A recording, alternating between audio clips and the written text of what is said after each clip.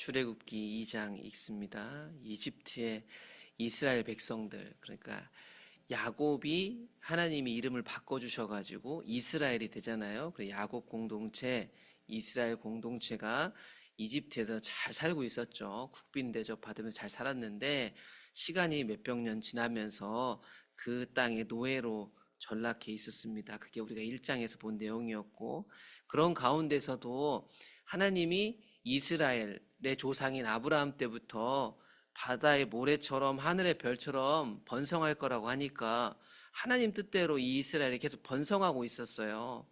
그런데 그것을 견딜 수 없는 사람들이 누구였냐면 세상 왕인 파라오였죠. 그래서 파라오가 정책적으로 이 하나님 계획대로 불어나고 있는 이스라엘 백성들을 계속해서 제한하고 죽이게 됩니다. 그러면서 오늘 보면 이제 남자 아이들은 다 죽이라고 명령까지 이르게 되죠. 1장에서 이 이스라엘 백성들 아기 많은 산파들한테 명령을 해봤자 이게 통하진 않았던 거죠. 그래서 1장 마지막 절에 보면 파라오가 이제 법령을 내가지고 이집트에 사는 이스라엘 백성들은 다 아들이면 나일강에 던져라 이렇게 시킨 겁니다. 딸은 살려주지만 말이죠. 그런 가운데 2장에 등장하는 모세가 태어나게 되죠. 레위 지파 중, 레위 가족 중 한 사람이 레위 여자에게 장가들어서 아들을 낳았더라. 그 아들을 보았더니 그가 잘생겼더라. 석 달 동안 그를 숨겼다 얘기합니다. 이제부터는요, 태어난 아들은 나일강에 던져야 되는데 그때 태어난 아들이 모세였던 거죠. 그가 잘생겼다고 했는데 단순히 얼굴만 잘생겼다는 것은 아닌 것 같아요. 여기서 잘생겼다라고 표현한 게 히브리어 토브라는 단어인데, 이 토브라는 단어가 제일 먼저 쓰인 데가 어디냐면 창세기 1장에 보면 하나님이 창조하시고 보시기에 좋았더라, 이게 토브거든요. 그러니까 이 부모가 이 아이를 봤을 때 단순 잘생긴 게 아니라 얘가 참 보기 좋았다라고 하는데, 하나님은 그 말을 자기가 창조한 세상을 보고 자기가 창조한 사람을 보고 참 보기 좋다, 그 단어를 써놨단 말이에요. 미묘한 감정이죠. 이 아들을 죽이지 않으면 아마 이 가문이 멸문지화 당할지 모르는데 이 아이 얼굴에서 토부가 보였던 거예요. 그래서 이 아들을 숨길 수밖에 없던 거죠. 그러나 들키면 안 되니까 결국에는 숨길 수 없게 돼서 이제 갈대로 상자를 엮어다가 나일강에 던지긴 던지지만 마지막 소망을 담아서 갈대 상자를 만들고 물이 스며들지 않도록 역청과 나무진을 칠해서 아기를 담아 보냅니다. 이 부모의 심정은 어떤 거였을까? 근데 이 모세 때, 이때 태어난 아들들은 다 이렇게 죽었어요. 모세도 다를 수 없었죠. 다만 그 부모가 그의 얼굴에 있는 토부를 보고 갈대 상자를 엮어서 보냈는지 모르겠어요. 그 여자 이름이 지금은 안 나오는데 6장에 가보면 나와요. 아들을 숨긴 여자, 아들을 죽일 수 없었던 여자 이름이 누구냐면 바로 요게벳이라는 여자였어요. 요게벳. 그런데 이 남자 아기가 극적으로 살아남게 되죠. 그의 누이가 어떻게 되는지 그 갈대 상자를 따라갔어요. 그의 누나는 나중에 성경 보면 미리암이라고 나오고, 이미 모세는 형도 있어요. 그러니까 형 때는 아마 아들임에도 살아남았던 건 산파들 때문에 살아남았는지 모르겠어요. 그런데 모세가 태어났을 때는 다 나일강에 던져야 되니까 모세 때 태어난 아들들은 다 나일강에서 죽을 수밖에 없는 운명 가운데 있었죠. 그 죽음을 과연 통과할 수 있을까? 그의 누나는 그게 궁금했어요. 그래서 그 갈대 상자를 따라갔죠. 출애굽기 7장에 보면 이제 나이들이 나와요. 이제 모세가 80세였고 아론은 83세다 하는 거 보니까 3살 차이고, 이 누나가 따라가는 걸 보니까 누나가 첼로 높은 나의 연장자겠구나, 우리는 추측할 수 있어요. 형 아론은 산파를 통해서 죽음을 피했을지 모르겠지만 모세 때의 남자들은 피할 방법이 없었어요. 그런데 마침 그때 파라오의 딸, 공주죠, 이집트의 공주가 목욕하러 나일강으로 내려왔다가 그 갈대 상자를 보게 되죠. 세상 사람들은 우연이라고 말하고 우리 같은 사람들은 하나님의 인도, 계획, 하나님의 섭리라고 얘기합니다. 열고 그 아기를 발견하니 아기가 울고 있었어요. 그 공주가 그 아기를 보는데 불쌍히 여겨졌더라, 이 말입니다. 아마 이 강에 떠서 죽어가는 아기들 많이 봤을 거예요, 그 당시에. 그런데 이 갈대 상자에 담겨진 아기를 보는 공주의 마음이 불쌍히 여겨졌단 말이죠. 이 공주도 알고 있었어요. 아, 이거 히브리 사람들, 이스라엘 사람들 남자 아기구나. 그런데 그게 그날따라 그 공주의 손에 들어오게 되고 불쌍하게 보였다는 것입니다. 이런 상황 속에서 기다렸다는 듯이 그의 누나 미리암이 등장하죠. 그의 누이가 미리암이 파라오의 딸에게 이르되 내가 가서 당신을 위하여 히브리 여인 중에서 유모를 불러다가 이 아기에게 젖을 먹이게 할까요? 물어봐요. 그러니까 앞에 내용들이 생략되어 있지만 이 아기를 불쌍히 여긴 이 파라오의 딸이 이 아기를 거두기로 결정한 겁니다. 그래서 옆에서 지켜봤던 누나 미리암이 이렇게 얘기를 하고 파라오의 딸이 그에게 이르되 가라 하매 그 소녀가 가서 그 아기의 친모 요게벳을 데려와 가지고 이제 이 아기를 키우도록 허락받게 되죠. 파라오의 딸이 그에게 이르되 이 아기를 데려다가 나를 위하여 젖을 먹이라 내가 그 삭을 주리라. 여인이 아기를 데려다가 젖을 먹이더니 친모 요게벳이 이제 공주의 아들로 입적된 자기 아들을 이제 키우게 됩니다. 그 아기가 자라매 파라오의 딸에게 데려가니 그가 그의 아들이 되니라. 그가 그의 이름을 모세라 하여 이르되 이는 내가 그를 물에서 건져내었음이라 하였더라. 이 히브리인으로 컸지만 지금 보시면 두 개의 정체성 갖고 있습니다. 이제 파라오의 딸의 아들이 됐으니까 왕자가 된 거예요. 그런데 그의 이름을 건져내었다라는 뜻을 가지고 모세라고 이름 주었습니다. 조금만 생각해 보시면 이 모세가 태어났을 때 태어났던 이스라엘 모든 남자는 다 죽었을 거예요. 유일하게 살아남은 사람이 모세 아닙니까? 유일하게 살아남았다면 이 유일하게 살아남은 이 아들에게 하나님이 하실 일이 분명히 있었을 거예요. 가끔 가다가 이 모세가 살아나는 것만 생각하지 모세 그 동시대 때 같이 이스라엘 남자들이 다 죽었다는 생각을 좀 잊을 때가 있어요. 모세를 살려주신 건 분명히 이유가 있을 거예요. 그런 모세가 왕자가 돼서 장성합니다. 모세가 장성한 후에 한 번은 자기 형제들에게 나가서 그들이 고되게 노동하는 것을 보더니 어떤 이집트 사람이 한 히브리 사람 곧 자기 형제를 치는 것을 보았다. 여러분 기록을 보시면 모세는 신분적으로 이집트 왕자인데 누구를 자기 형제로 여기냐면 이스라엘 백성들을 자기 형제로 여기고 있더라. 이게 40세 모세의 정체성이었습니다. 그래서 자기 형제들을 괴롭게 하는 이집트 사람을 보고 그 사람을 쳐 죽여서 모래 속에 감추게 되죠.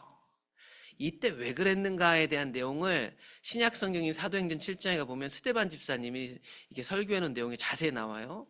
이때 사건을 이렇게 기록합니다. 모세가 나이가 40이 되매 자기 형제 이스라엘 자손을 돌볼 생각이 나더니 한 사람이 원통한 일을 당함을 보고 보호하여 압제받는 자를 위하여 원수를 갚아 이집트 사람을 쳐 죽였더라. 왜 그랬는가? 모세는 그의 형제들이 하나님께서 자기의 손을 통하여 구원해 주시는 것을 깨달으리라고 생각하였으나 그들이 깨닫지 못하였더라. 모세의 정체성은 이스라엘 백성으로 이 이스라엘 백성을 구원할 요령으로 지금 이 일들을 했던 거죠. 그런데 그 당시에는 이스라엘 백성들이 깨닫지 못했더라. 다음날 이런 생각으로 이집트 사람도 죽였던 모세가 당당히 또 다시 백성들, 자기 백성들, 히브리 사람들 사이에 거닐다가 그들이 다투는 것을 봤죠.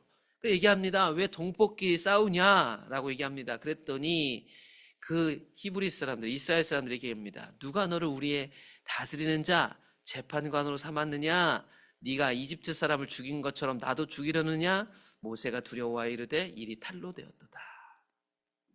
그들은 아직 모세를 인정하지 않았습니다. 그들이 볼 때는 우리의 지도자, 재판관도 아니고 그저 이집트 사람 죽인 살인자일 뿐이었죠. 그래서 모세가 이게 두려워서 도망하게 되죠. 왕자에서 한순간 도망자가 됩니다. 파라오 왕이 이 일을 듣고 모세를 잡아서 죽이려고 찾기 시작했습니다. 그래서 모세가 파라오를 피하여 이제 미디안 땅으로 도망가고 있었습니다. 도망하다가 여자들을 만나요. 미디안 제사장이 7딸이 있었는데 이 7딸은 아버지의 양떼를 먹이는 사람들이었더라. 이 양떼들에게 물을 먹이려고 하는데 이 남자 목자들이 와서 그들에게 텃세를 부리고 있었습니다. 목자들이 와서 그 미디안 여자의 딸들, 그 사람의 딸들이 양치는 것에 도움은 주지 못할 망정 물 먹는 문제로 아마 텃세를 부렸던 것 같은데, 그때 거기에 있었던 모세가 이 사람들을 도와주게 됩니다. 그래서 그들이 물을 먹이고 양떼를 몰고 다시 아버지께로 속히 돌아올 수 있었죠. 그래서 그들의 아버지 르우엘에게 이를 때 아버지가 이렇게 얘기합니다. 오늘 어떻게 이렇게 빨리 돌아올 수 있었느냐 했더니 그 딸들이 얘기하죠. 한 이집트 사람이 우리를 목자들에게서 구해 주었습니다. 그래서 물을 빨리 먹이고 돌아올 수 있었습니다. 아버지 이 이야기를 알게 되고 이제 모세를 자기 집에 초대하기 시작합니다. 그래서 모세가 미디안 땅에 살게 되거든요. 아버지가 딸들에게 이르되 그 사람이 어디 있느냐 해가지고 그 모세를 초청해가지고 이 도망 나온 모세를 극진하게 대접하게 됩니다. 모세가 그와 함께 있는 것을 기뻐하며 그가 그의 딸 십보라를 모세에게 아내로 주었더라. 대접받는 모세의 마음이 기뻤고 그들과 함께 살기로 결정했고, 그래서 르우의 딸인 십보라를 아내로 맞이하게 됩니다. 아내로 맞이하고 아들을 낳았습니다. 모세가 그 이름을 게르솜이라 했으니 내가 타국에서 나그네가 되었다. 왕자였던 모세, 자신과 동일한 이스라엘 남자들 다 죽고 유일하게 살아남아서 하나님이 나를 통해서 뭘 하시겠지라고 감지했던 모세, 그런데 지금은 그저 이방 땅에 나그네가 되어 있었습니다. 그게 모세의 처지였죠. 한편 이집트 땅에서 살고 있는 이스라엘 백성들의 고통은 날로 더욱 심해져 갔죠. 여러 해 후에 이 모세를 쫓고 있던 이집트 왕은 죽었지만 이스라엘 자손은 고된 노동으로 말미암아 계속해서 탄식하고 부르짖었습니다. 그 고된 노동으로 말미암아 부르짖는 소리가 하나님께 상달되었습니다. 여러분, 여기서 부르짖는다는 것은요, 이 중에 신실한 성도들이 하나님께 부르짖었다는 것도 포함되겠지만, 나중에 우리가 출애굽기 모세가 가서 한 얘기들 잘 보시면 이 사람들 하나님 잘 모릅니다. 다만 이 사람들이 이 땅의 삶을 살아가면서 받는 고된 고통으로 말미암아 나 못 살겠네, 죽겠네, 이런 한탄과 고통의 소리가 이 부르짖음의 대부분의 소리입니다. 그런데 그 소리를 하나님이 자기 백성의 소리라서 듣고 계셨더라. 이게 이제 앞으로 구원하시려는 하나님의 계획 속의 그 시작이었습니다. 파라오라는 세상 왕이 힘을 가지고 이스라엘 하나님 백성을 억제하려는 정책을 강력하게 펼쳤습니다. 이건 하나님의 구원 계획을 가로막는 엄청난 일이었죠. 그런데 그 힘이 이 땅에 있는 왕이 훨씬 세 보였지만 하나님의 구원을 결코 가로막을 수는 없을 겁니다. 남자 아기는 다 죽는 시절에 나일강에서 건져낸 모세는 다 죽을 때 유일하게 그 죽음에서 건진받은 구원받은 사람입니다. 그런 구원받은 사람을 그냥 구원해 준 게 아닙니다. 운이 좋았던 게 아니죠. 그래서 하나님은 이 사람에게 하나님 백성의 정체성을 보존시키도록 엄마 요게벳을 붙여준 거죠. 그래서 이 사람 40세가 됐고 왕자가 돼서 많은 것을 누릴 수 있는데, 그것보다 내가 이스라엘 백성이라는 사실을 더 명확하게 주장하는 사람이 되어 있었습니다. 그래서 이 이스라엘 백성들의 고통을 끝낼 구원의 날을 기다렸죠. 구원받았으니 하나님 뜻대로 이 백성을 구원하는 게 모세의 사명이었습니다. 그런데 그때와 방법은 모세의 생각과는 분명히 달랐다는 것. 그 실수 때문에 왕자에서 도망하고 도망자가 됐고 나그네로 전락했습니다. 그런데 우리가 이제 출애굽기 내용을 아니까 제가 미리 선제적으로 말씀드리자면 하나님의 계획은 반드시 이루어질 겁니다. 왜냐하면 모세를 우연히 운 좋게 건져내신 것이 아니기 때문이에요.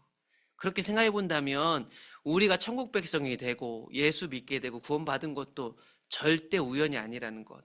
그렇다면 우리를 통해서 이루시려는 하나님의 계획도 반드시 이루어질 것이라는 것. 그 소망을 가지고 한 주를 사신 겁니다.